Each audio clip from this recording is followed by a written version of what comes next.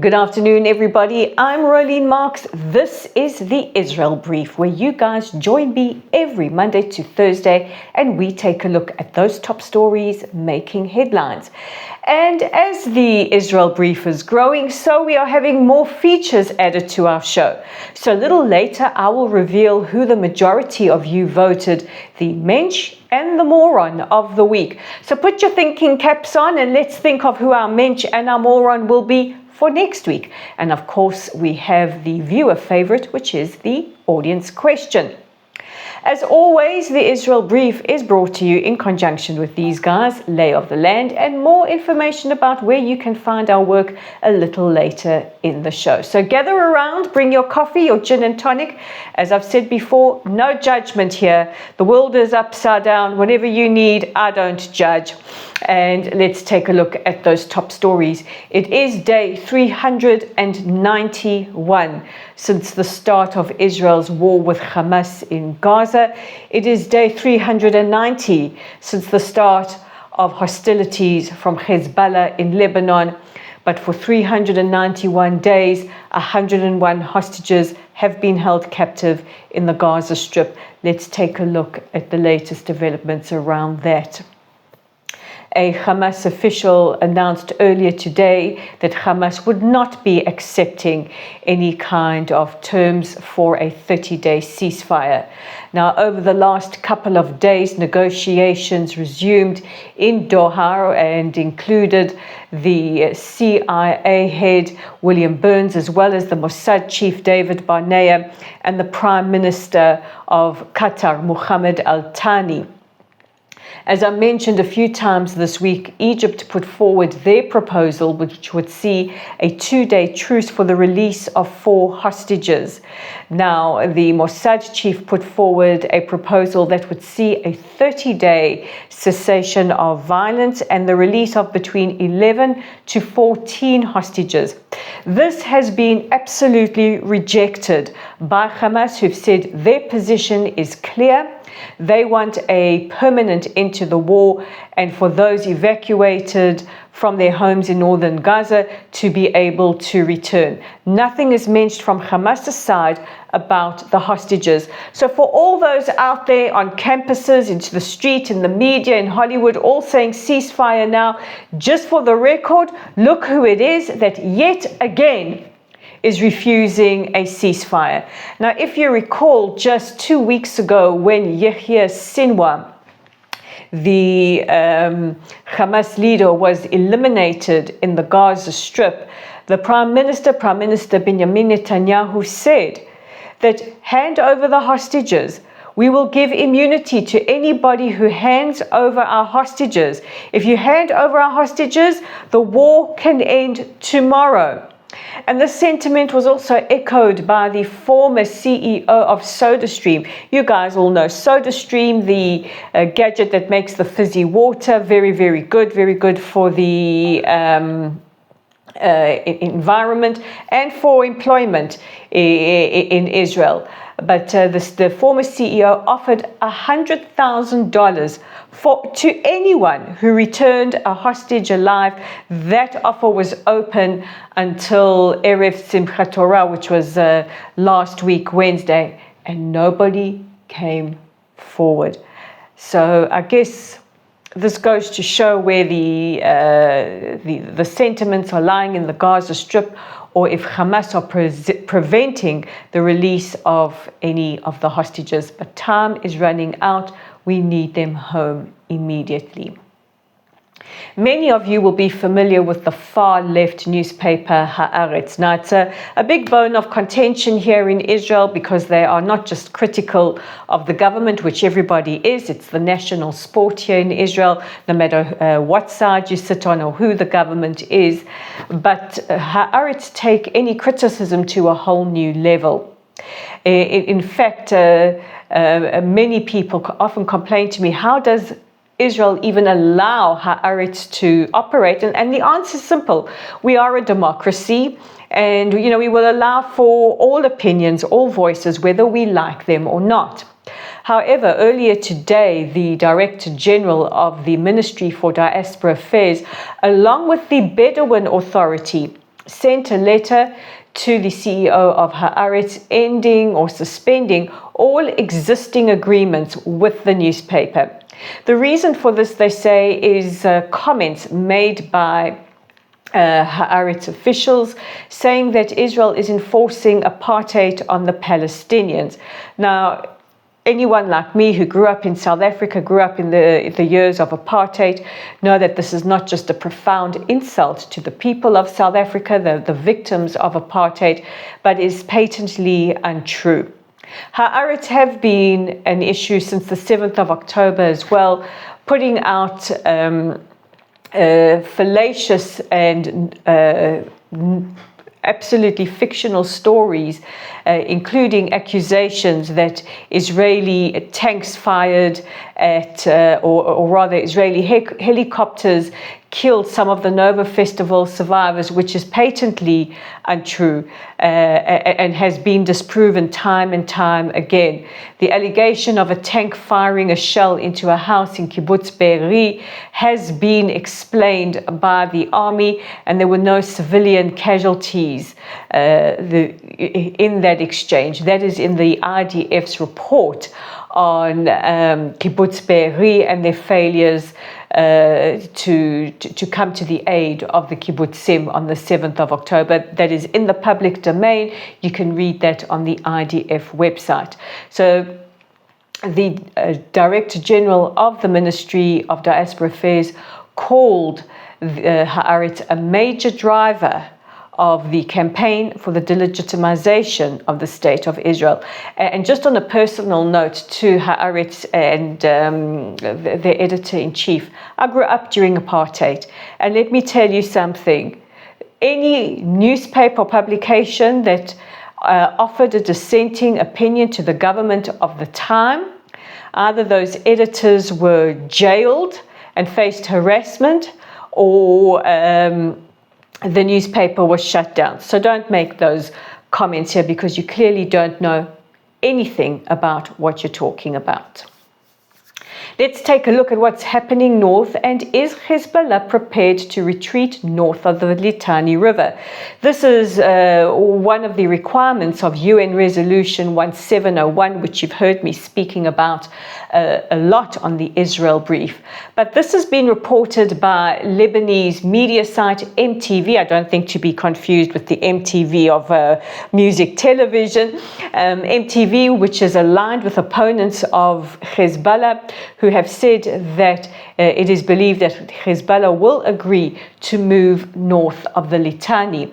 Now, this is a sentiment sort of echoed by the Prime Minister of Lebanon, Prime Minister Mitaki, who said that there are negotiations underway and he's cautiously optimistic. At the moment, the special envoy from the United States, Amos Hochstein, is busy with negotiations and will present Prime Minister Netanyahu and the Security Cabinet a proposal within, I would say, the coming hours or days. However, rocket fire continues to enter into Israeli civilian territory. Earlier today, 5 were killed, 1 Israeli and 4 foreign workers in a rocket attack on Metula. And sirens have been sounding throughout the day. Now, the IDF did say that they believe they've destroyed about 80% of Hezbollah's firing capability. However, they are still able to fire rockets. They are still able to fire drones into Israeli territory. Very, very dangerous, which goes to show just the massive stockpile of weapons that they have in their arsenal. Meanwhile, yesterday, the new leader of Hezbollah, we don't know for how long, Naim Qassem, threatened Prime Minister Netanyahu, saying that the Prime Minister wasn't killed this time in the drone strike on his house this past Saturday.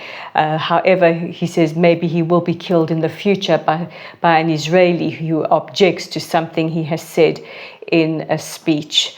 And just a reminder to Secretary General Qassem, look at what has happened to your predecessors.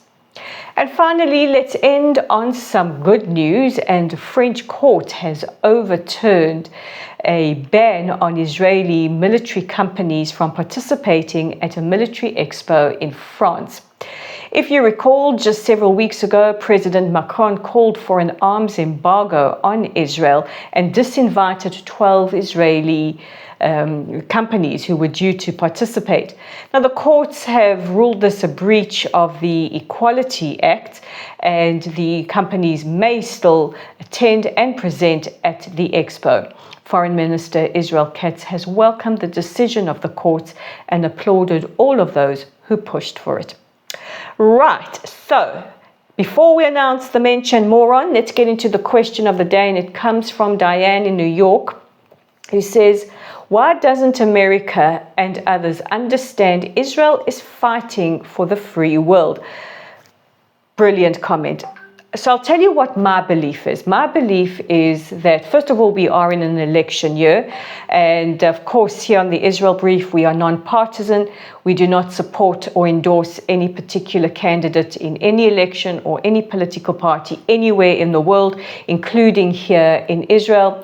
I know I've taken this, a lot of flack from people out there when I have criticized something that Prime Minister Netanyahu has said or have spoken about protests, but I'm here to report the news, not here to take a side.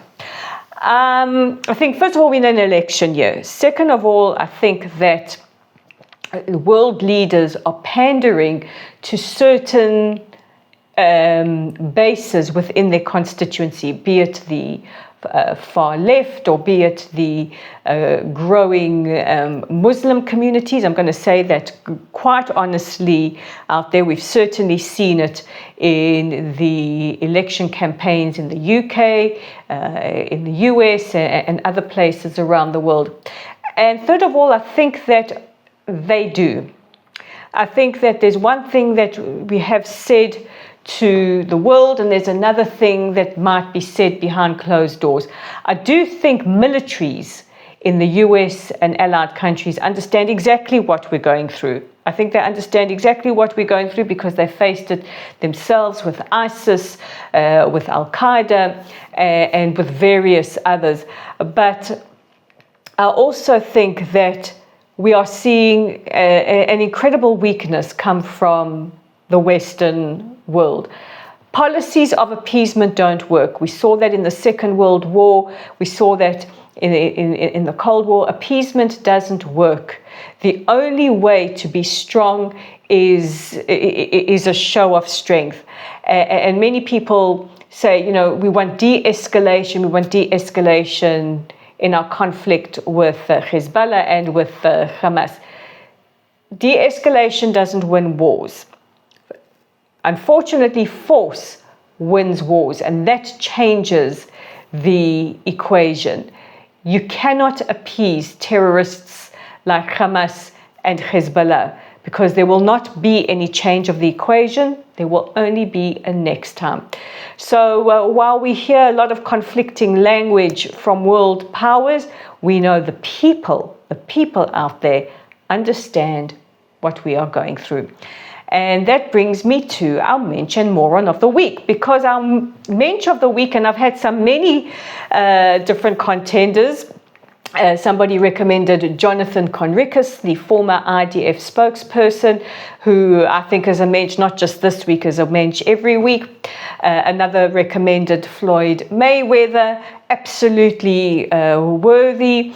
Thank you to Di out there who recommended yours truly. That I appreciate that. That is so wonderful of you, Di. But the majority of you, and rightly so, nominated the IDF, our soldiers, and no dispute there, absolutely no dispute. Our incredible men, women, and canines of the IDF, the Israeli Air Force, land, sea, air, airwaves, tunnels, cyber, wherever they act to protect us, there are not enough words to express our gratitude, and there are not enough superlatives to tell them how wonderful they are. So to all of those serving 24/7 in order to protect us, thank you. And now to our moron. Well, this was basically unanimous. In fact, I had a chuckle to myself because it was unanimous. And this week's moron of the week, the inaugural moron, drum roll, everybody, is none other than UN Secretary General Antonio Guterres. I think that his track record throughout the last 391 days has been absolutely dismal. And I don't think it's just us in Israel and Jews around the world and our allies who are just appalled by his action and also inaction, but also people in the Ukraine who couldn't believe that this was the man happily shaking hands with President Putin. So that's it for the Israel brief for this week. Don't forget to join me again on Monday. But before you do, let's take a look at our website details. You can find us at www.layoftheland.online. We're on Facebook at Lottel's site, YouTube right here at the Israel Brief, on Instagram at Rolene_Marks, on LinkedIn at Rolene Marks, and on X at Lay of the Land 5. Guys, have a wonderful weekend. Shabbat Shalom. Big kisses. God bless you. Take care of yourselves. Take care of each other. See you on Monday. Bye for now.